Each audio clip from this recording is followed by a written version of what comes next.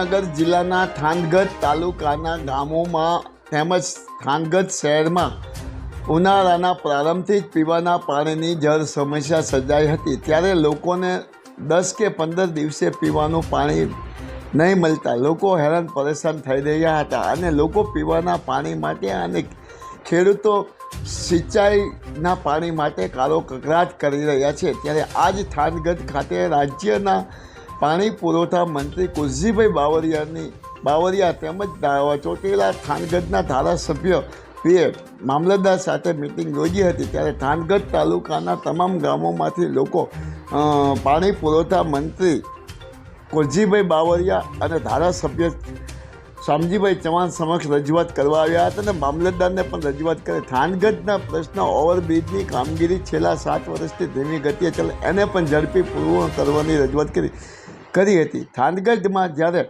ભૂગર્ભ ગટરના કારણે ગટરના પાણી રસ્તા ઉપર એ પણ ગંદકી અને રોડ ઉપર પાણી ઉભરાય છે એની પણ સમસ્યા હલ કરવાની રજૂઆત કરી હતી અને ઓવરબ્રિજની કામગીરી ઝડપી પૂર્ણ કરવાની થાનગઢ તાલુકાના અને થાનગઢ શહેરના પ્રજાજનોએ ધારાસભ્યો અને કુરજી બાવરિયા અને મામલતદાર સમક્ષ રજૂઆત કરી હતી। માયાજાન ન્યૂઝ ચેનલ જયેશ ચૌહાણ।